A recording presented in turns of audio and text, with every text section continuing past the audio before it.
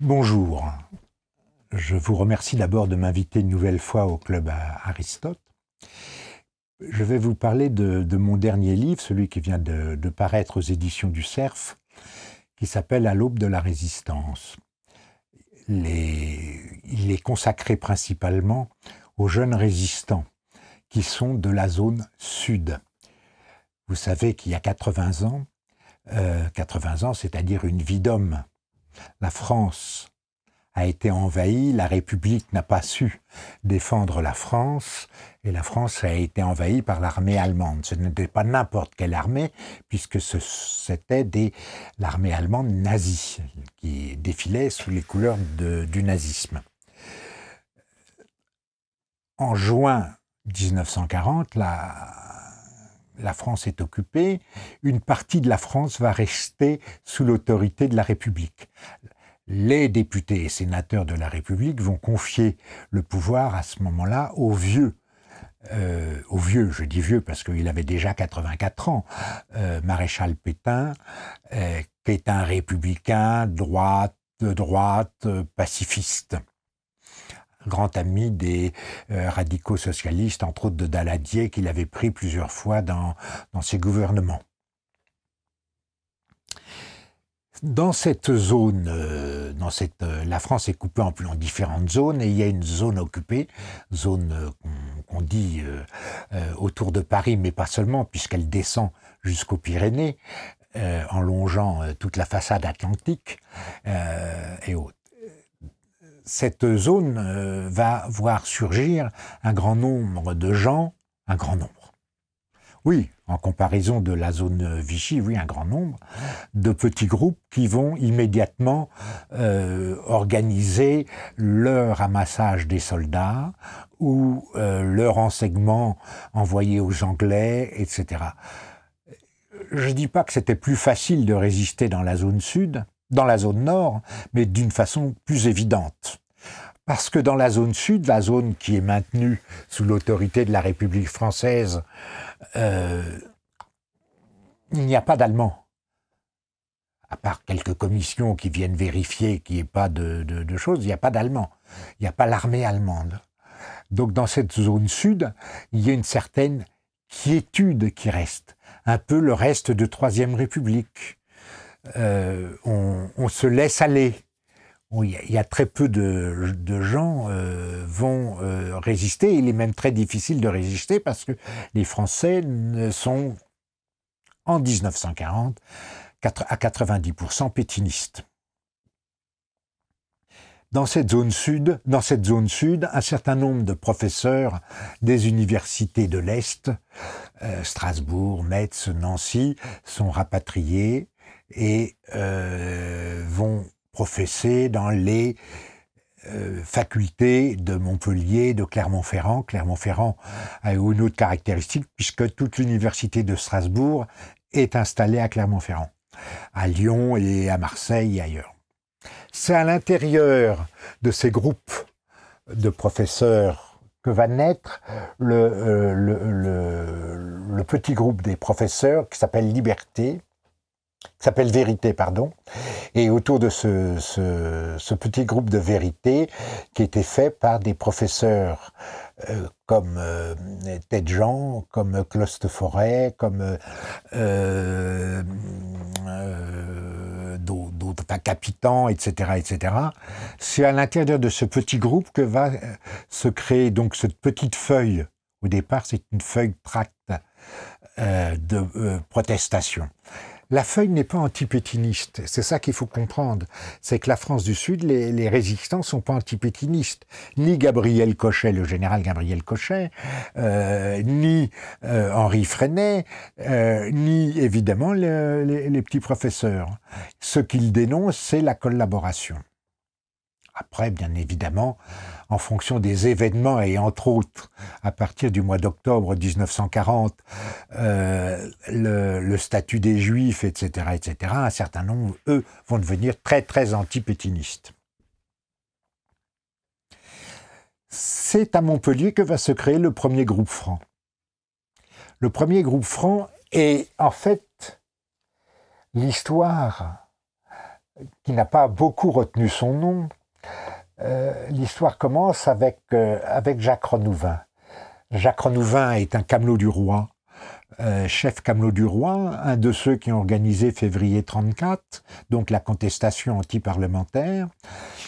Il a quitté l'Action française en 34, mais surtout en 1938, au moment de l'affaire de Munich. Jacques Renouvin proteste contre la démission de la France à Munich. En ce sens-là, il rejoint tout à fait Monseigneur le comte de Paris, qui lui vient faire une conférence clandestine pour dénoncer aussi Munich. Jacques Renouvin, camelot du roi, va démissionner, va se séparer complètement de l'Action française, et donc ne plus suivre les consignes de Maurras, d'Audet et compagnie, et va évidemment, au moment de la drôle de guerre, se retrouver enrégimenté comme tous les jeunes. Il y a quand même 2 millions et demi de gens qui sont sous les drapeaux, à attendre patiemment l'arrivée de l'Allemand, qui viendra, mais pas au moment où on l'attend, évidemment. Renouvin est fait prisonnier, il se bagarre à Épinal, il est fait prisonnier, il s'évade, et il rejoint la zone sud. Pourquoi Jacques Renouvin rejoint la zone sud? Parce que son patron en tant qu'avocat, qui s'appelle Pierre Becca, est rapatrié à Sigean, à côté de Montpellier. Ça, c'est la première raison. La deuxième est que son neveu, Michel Renouvin, lui, fait ses études de médecine à Montpellier. Michel Renouvin est donc le fils de Pierre Renouvin. Pierre Renouvin est le frère aîné de Jacques Renouvin. Pierre Renouvin, tout le monde le connaît, c'est le grand professeur Pierre Renouvin, spécialiste de la Première Guerre mondiale et spécialiste des rapports franco-allemands pendant toute l'entre-deux-guerres, et après aussi d'ailleurs, puisqu'il est mort au début des années 70. Renouvin va se retrouver donc en zone sud, à Montpellier, où il ne connaît personne. À part Pierre Becca et à part son neveu, il ne connaît strictement personne. Or, Pierre Renouvin est un homme d'action. Est un homme qui n'accepte pas la défaite, qui n'accepte pas que son pays ne doit rien faire pendant que son pays est coupé en morceaux et à moitié envahi. Renouvin va demander à Tête-Jean et au groupe des professeurs démocrates chrétiens le droit d'organiser avec les jeunes étudiants des groupes d'action directe. Renouvin est l'inventeur de l'action directe dans la résistance. Mais il va le faire en zone Vichy, c'est-à-dire sans la présence des Allemands. Évidemment, leurs premières actions vont être de dénoncer les mouvements et les personnalités qui préconisent la collaboration. La première action en 1940-41 est de dénoncer les collabos et les mouvements collabos. Il ne dénonce pas le pétinisme au départ. Il ne dénonce ni le pétinisme, ni l'action des gouvernements, etc. Il dénonce principalement tous les organismes qui vont faire de la collaboration, qui vont préconiser la collaboration avec l'Allemagne. Au départ, la politique se fait comme avant-guerre. On distribue des tracts. On écrit des slogans sur les murs. On chahute les réunions. Mais la France de 1940-41 est vraiment pétiniste. C'est-à-dire que des petits groupes de jeunes ou moins jeunes d'ailleurs sont organisés en groupes d'action et qui vont pourchasser les futurs résistants ou les résistants. On peut les appeler déjà des résistants puisqu'ils sont là en action. Donc, relativement rapidement, la clandestinité va s'imposer. Les jeunes gens qui ont tous entre 18 et 25 ans, qui sont des étudiants en médecine, qui sont des étudiants en droit, qui sont des étudiants dans toutes les branches qu'on peut retrouver à Montpellier, principalement à Montpellier au départ, ça va s'étendre par la suite,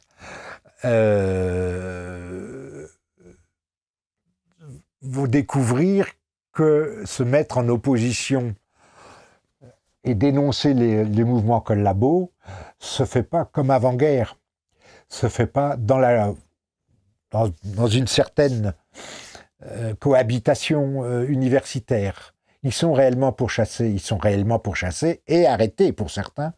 Et quand ils sont arrêtés, ils sont condamnés par les tribunaux. Nous sommes en zone sud, par les tribunaux de Vichy. Donc ils vont apprendre la clandestinité. Ils vont aussi apprendre que la violence de la répression va les obliger à agir aussi eux dans cette violence. Non pas dans la violence physique. Il y a eu quelques bagarres, mais il y a très peu de bagarres entre jeunes gens. Il y en a eu quelques-unes, mais peu en fait. Mais c'est une violence qu'ils vont exprimer en traquant, principalement, surtout à Montpellier et après dans tout le Languedoc, la propagande collaborationniste, c'est-à-dire les journaux collaborationnistes. Ils vont décider de terroriser les vendeurs de journaux qui acceptent de vendre Signal, Je suis partout, etc. Enfin, tous les journaux de la collaboration. Ils vont pas le faire sans les prévenir. Ils vont d'abord envoyer une lettre au kiosquiste pour lui demander de ne plus afficher. Ne pas les empêcher de les vendre, mais de ne plus afficher ces journaux. Si le kiosquiste refuse, une deuxième lettre lui est envoyée et ils vont faire exploser le kiosque. Il y en a comme ça un certain nombre de kiosques qui vont exploser pendant la guerre, ce qui va effectivement retenir beaucoup de journaux, à être exposés à ce moment-là. Ce ne va pas être seulement cette action-là, qui est quand même relativement efficace, ça va être aussi de pourchasser en faisant exploser les boutiques de la propagande, les boutiques de la LVF ou de l'Émancipation nationale, ou tous ces groupements qui existent, qui préconisent la collaboration, de les faire exploser. Il faut savoir que quand Jacques Renouvin va discuter avec Tête-Jean pour lui présenter son projet d'organiser les groupes francs, il le fait en s'engageant à qu'il n'y ait jamais de mort et le moins de blessés possible. Or, Renouvin va tenir parole, malgré toutes les actions qu'il va y avoir, et elles sont nombreuses. On en retrouve, par exemple, en l'espace de 3-4 mois, on va en trouver une cinquantaine ou une soixantaine, pas seulement à Montpellier, mais surtout le Languedoc, de boutiques ou de kiosques qui vont exploser. Malgré cela, il n'y a pas un seul mort qui est dû à cette action. C'est une action de propagande, violente, certes, mais qui n'a pas pour but de tuer quelqu'un. Évidemment, certaines personnes vont être plus pourchassées que d'autres. Évidemment, ceux qui organisent la collaboration économique vont se retrouver avec leurs maisons de campagne explosées, avec leurs appartements un peu détruits par des explosions. Évidemment. Enfin, ils l'ont cherché, puisqu'ils préconisent la collaboration économique. Donc finalement, fin 41, Jacques Renouvin va étendre son action sur tout le Languedoc. Donc quand on dit Languedoc, c'est-à-dire Montpellier, Béziers, Sète, Perpignan, et puis Carcassonne, et puis ça va s'étendre vers l'intérieur, du côté du Tarn, etc. Et relativement rapidement, Renouvin va avoir comme adjoint assez direct, Jacques Renouvin, catholique, royaliste, va avoir comme adjoint Roger Nathan Murat. Roger Nathan Murat est un jeune homme d'extrême gauche, avant-guerre d'extrême gauche, qui est juif et franc-maçon, et Renouvin va très bien s'entendre avec Roger Nathan Murat, qui lui est sur Marseille, et il va organiser sur Marseille et toute la vallée du Rhône, de son côté, les groupes francs d'action directe. Ils vont organiser ces groupes francs d'action directe en les étendant sur toute la zone Vichy. Renouvin va retrouver à Clermont-Ferrand, va embaucher les deux seuls réunionnais qui ont connu malheureusement les camps, mais qui n'en sont pas morts, hein, Teddy Piat et Jean Joly. Il va redescendre du côté de Brive, Limoges et autres, où là il va rencontrer Edmond Michelet, qui va devenir un grand ami. Son grand ami, c'est Edmond Michelet. Il va partir sur Toulouse, Renouvin va partir sur Toulouse, où il va rencontrer d'autres groupes de résistants. En fait, toute la zone sud va se retrouver petit à petit unifiée avec des groupes d'action de Jacques Renouvin, de Nice à Toulouse, Pau, Brive, Clermont-Ferrand, Lyon. Partout, il va y avoir ces groupes francs avec ces mêmes actions. Jacques Renouvin va imaginer organiser une soirée, une nuit, qu'il va appeler des kermesses, où, sur toute la zone sud, tel groupement collaborationniste verra ses magasins exploser entre 1h et 2h du matin. Dès la fin 1942, à travers toute la zone sud, au début c'est 10, 12 grandes villes, et puis petit à petit ça s'étend. Tous les mois, il y a un groupe collaborationniste qui est dénoncé par une action violente. On se doute que ça ne plaît pas beaucoup à Vichy, et que ça plaît encore moins du côté des Allemands. Mais l'Allemagne ne peut pas intervenir, elle n'est pas encore en zone sud. Renouvin est poursuivi en zone, c'est un des résistants les plus recherchés par la puissance Vichy. Vous savez, c'est toute la complexité de la résistance, puisque la résistance une partie de la résistance, Henri Freinet et autres vont rencontrer le gouvernement de Vichy en janvier 42, en janvier et février 42, et Renouvin va même être reçu par le préfet de Montpellier à ce moment-là. C'est pour vous dire que la résistance en zone sud, elle est pourchassée, les gens sont condamnés quand ils sont arrêtés, il ne faut pas croire, hein, mais on le fait entre Français. Évidemment, le 18 avril 1942, les Allemands imposent le retour de Pierre Laval au gouvernement. Pierre Laval n'est pas du tout nazi, ça serait mensonger de dire ça, mais il est pour une entente avec l'Allemagne et avec l'Italie fasciste. Il va tout faire pour faire participer la France à l'effort, mettons des guillemets à tout ça, européen d'Adolf Hitler.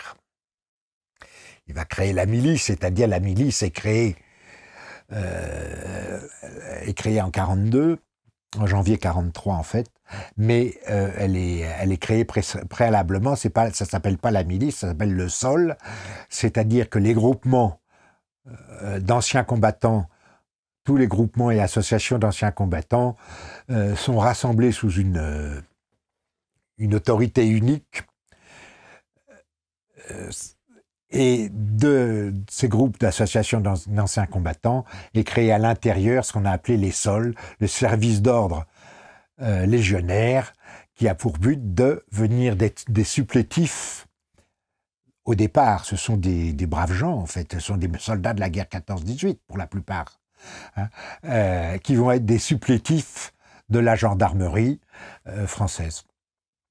Avec l'arrivée de Laval, les choses changent puisque ce sol va se transformer en milice. Et la milice, soyons clairs, c'est des petits Waffen-SS français. Ils vont piller, ils vont rançonner, ils vont attaquer, ils vont poursuivre tous les résistants d'une façon virulente. Et ça, c'est dès le mois d'avril, avril-mai 42, donc avant l'invasion de la zone sud.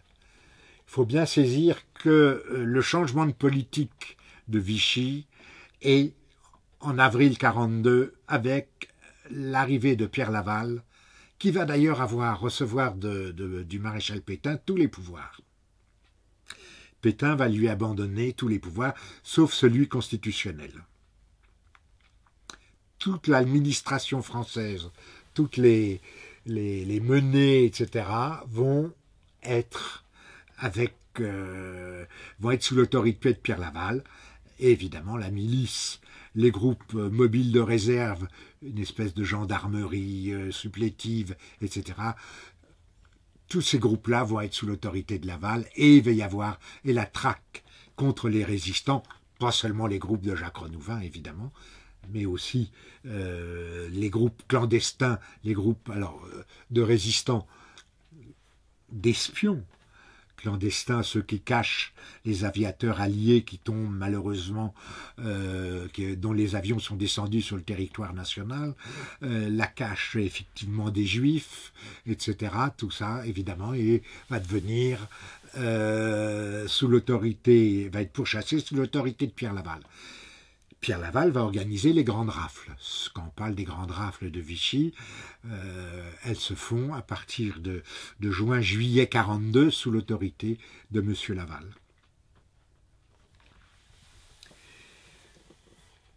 Quand une partie de la France métropolitaine va être libérée, quand je dis métropolitaine, j'exagère un peu, puisqu'il s'agit de l'Algérie et du Maroc. L'Algérie et le Maroc ne sont pas des colonies, au sens où, par exemple, un certain nombre de pays africains le sont, au sens où le Liban, le Maroc, la Tunisie sont des protectorats qui dépendent des affaires étrangères, les colonies dépendant des ministères des colonies.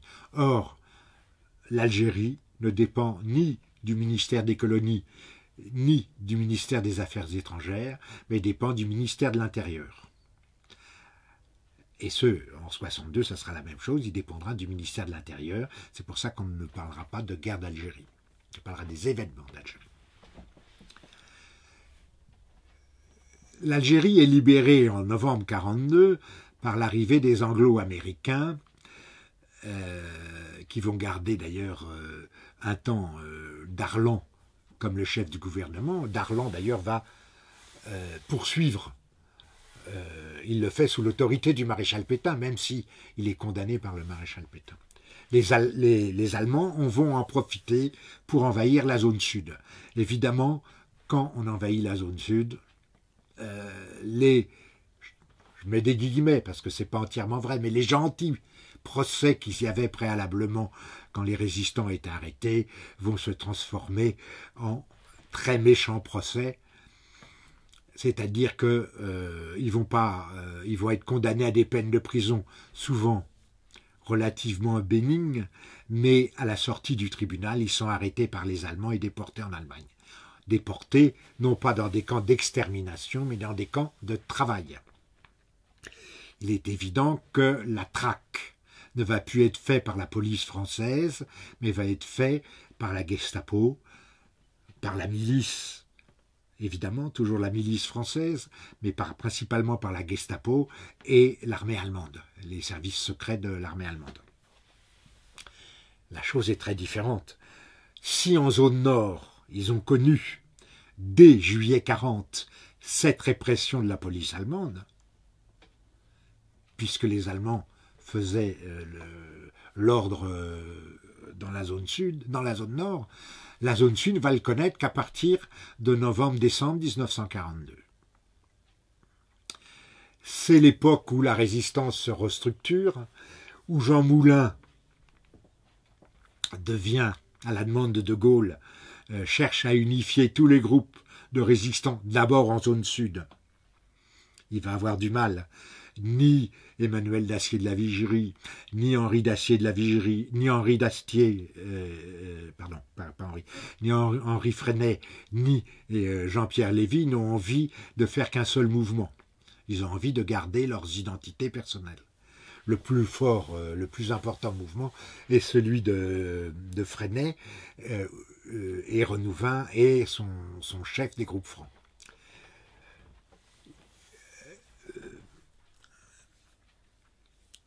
Cette union va quand même se faire, mais tant qu'il y a la ligne de séparation, tant qu'il y a la ligne de démarcation, qui est une ligne allemande, hein, ce n'est pas une ligne décidée par le gouvernement français, ce n'est pas une frontière française, c'est une frontière allemande à l'intérieur de la France.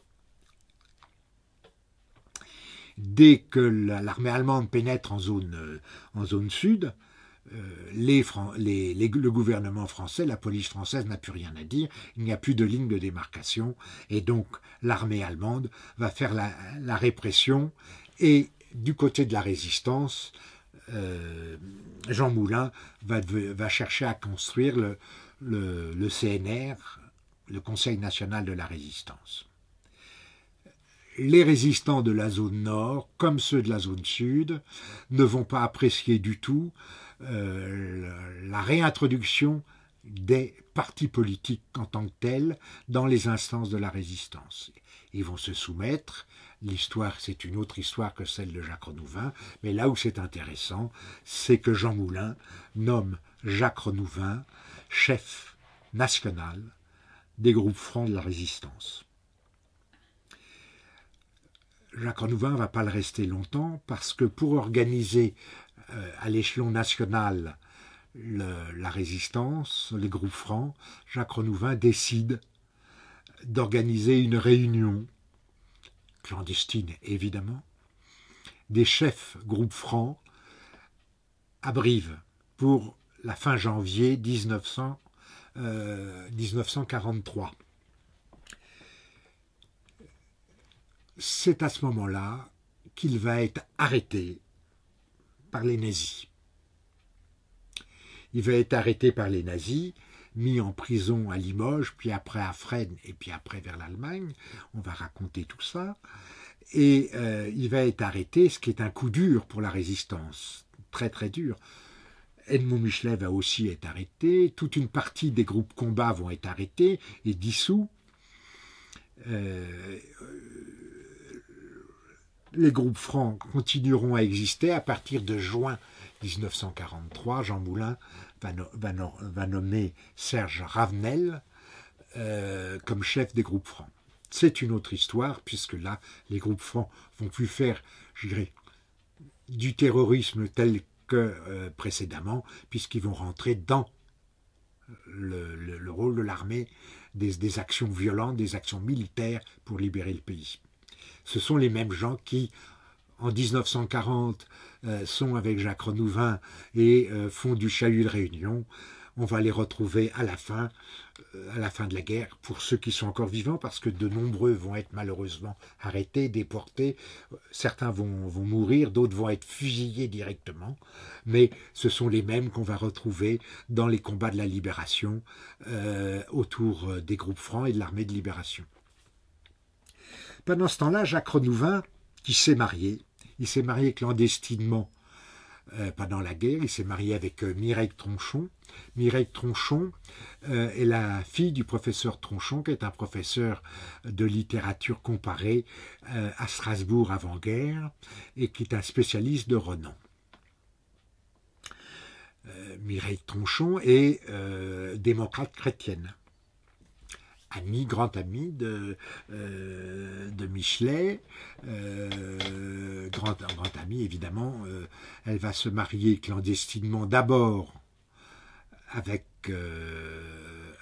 par un prêtre, avant d'être mariés légalement, puisqu'ils vont se marier en prison quand l'un et l'autre vont être arrêtés. Renouvin arrêté est d'abord emmené à Limoges, questionné à Limoges. Les résistants qui sont avec lui sont pareils, questionnés à Limoges. Puis ils vont être emmenés à Fresnes. À Fresnes, Fresnes, c'est la grande prison qu'on connaît encore aujourd'hui. C'est une prison moderne à l'époque. Elle a été construite à la fin du 19e. C'est cette prison un peu en forme de cathédrale où on voit les coursives et par étage avec les cellules par étage. Toute une partie de cette prison est aux mains administrée par l'armée allemande. La prison est administrée par l'État français. Mais une partie de cette prison sert à l'armée allemande, à la Gestapo, concernant soit les Allemands arrêtés, soit les résistants. Les Juifs ne sont pas là, il faut bien le savoir. Les Juifs partent directement soit de Royal-Dieu, soit de la banlieue de Paris, directement en train pour l'Allemagne. Ils ne sont pas mis en prison. Ils sont mis tout de suite dans des camps de... Voilà. Donc dans cette prison, Renouvin va retrouver les gens qu'il a bien connus, qui sont arrêtés avec lui depuis Limoges, et ils sont questionnés à Paris par la Gestapo parisienne. Interrogatoire assez violent. Déjà à Limoges, Renouvin passe quasiment tous les jours entre les mains de la Gestapo, et c'est presque une loque humaine, enfin une loque couverte de blessures, des côtes cassées, etc. Renouvin est quand même était une force. Il mesurait 1,92 m, il était assez impressionnant, assez grand et haut, et tout d'un coup, passé entre les sbires de la Gestapo, il est violemment maltraité à Limoges, et ça va continuer à Paris. Va se créer, avec ses amis des groupes francs, va se créer un petit groupe qui va chercher à le libérer. Ce petit groupe est dirigé par Jean Chanton. Jean Chanton est un homme de 34-35 ans, qui a été militaire, évidemment, mais tout le monde l'a été à un moment donné à ces âges-là, puisque tout le monde a été mobilisé en 1940. Il est aviateur. Il s'est retrouvé à Nice, et là, il a créé les débuts de la résistance niçoise. Et Jean Chanton, qui se fait appeler Bastos, va recruter autour de lui un certain nombre de jeunes gens. Il va créer les groupes francs sous les ordres de Jacques Renouvin à Nice. Et assez rapidement, il va être poursuivi par la police. Nice étant aussi, rappelons-le, sous l'autorité de la police italienne.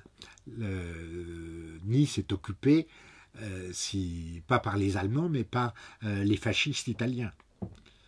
Donc il y a une certaine fuite qui s'organise, et Jean Chanton et plusieurs collègues vont quitter Nice et se retrouver à Lyon. C'est un petit groupe auquel Renouvin prend bien soin, puisque c'est son embryon de groupe franc itinérant. Avec l'arrestation de Renouvin, ses nouveaux adjoints, qui sont Teddy Piat, Jean Joly, vont se retrouver dans la nature.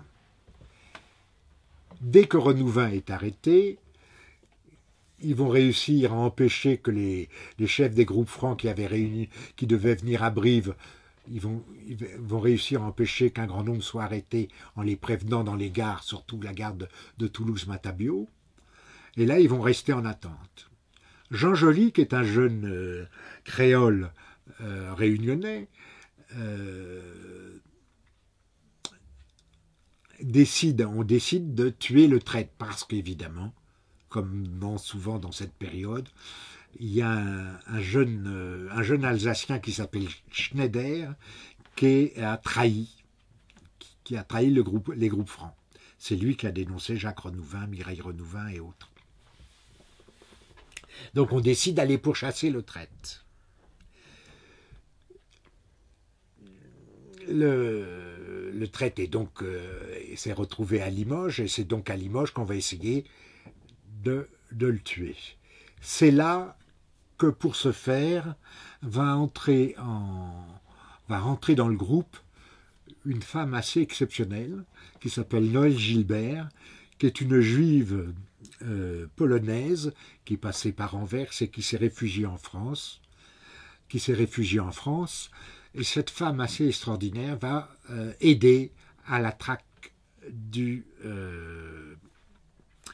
traître. Malheureusement, ça va échouer.